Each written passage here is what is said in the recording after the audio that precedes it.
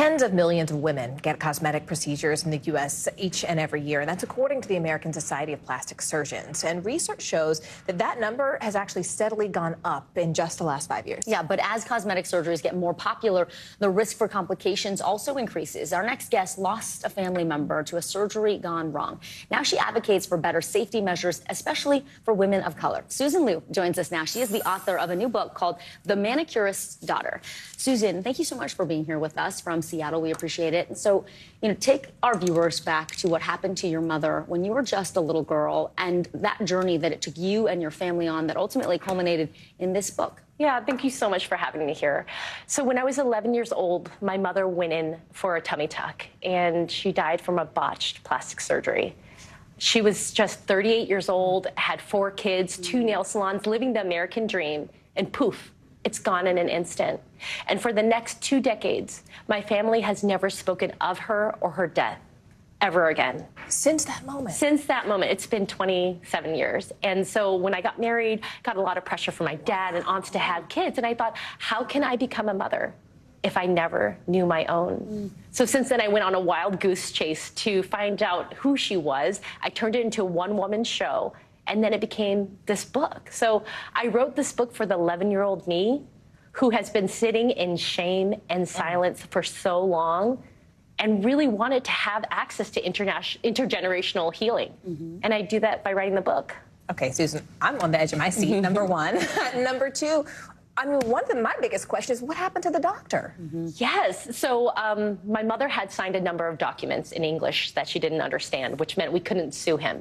And we found out after she died, he was on probation, had 19 lawsuits against him, and didn't have medical malpractice insurance. So we go into arbitration for 2 years. He's practicing at the same time, because when you're on probation, you can still practice.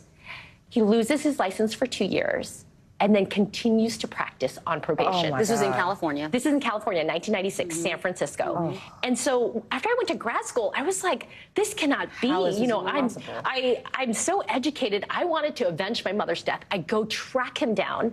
I find out he died. The very year I was going to avenge her death, he died. And then I was sitting there, how do you have an enemy if your enemy is dead? And how do you find that closure? But on this journey, you also did a lot in the book to help people to understand how to best research if they are going to do this. You kind of help people to hopefully avoid the situation that your family found itself in. Right. What did you learn? Well, the first thing is go to your state medical board website. Find out if they're on probation or they have a loss of license. But here's the thing. If you have a bad apple doctor, they could have been in another state and practicing and then come to this state. So you are only going to know their past if you go to every single 50 states medical board websites to understand the information. All of the information in the country is not interconnected. You know, I feel like all of this brings the bigger question of like beauty standards. And in this world of social media that people are willing and feel pressured to go through these lengths to change fundamentally who they are. What did you learn? What does this tell you about where we are as a society? Yeah, I mean, look, everyone thinks they look better with filters. I got it. But the thing is how we feel about our bodies starts at home. Since I was a kid, my family would say, hey, if you eat too much food, no one's going to love you. You'll become fat. You're never going to get married. You're going to die alone. Okay, they told me this when I was 12, 1 year after my mom dies from a tummy tuck. And I took it. I took this body shaming for a long time. But once my son was born, I realized what I say and do in front of him is going to matter. What I'm going to do is going to normalize it. And that's when I finally told my aunt, whether I'm fat, whether I'm skinny, don't ever talk about my body again if you want to have a relationship with me. That was the first time I could actually set a boundary with an elder, because they're terrifying. They're 4 feet tall and they're terrifying.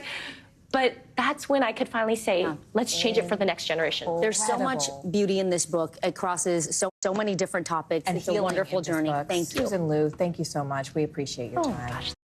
Join me as I take a deep dive into the least insulting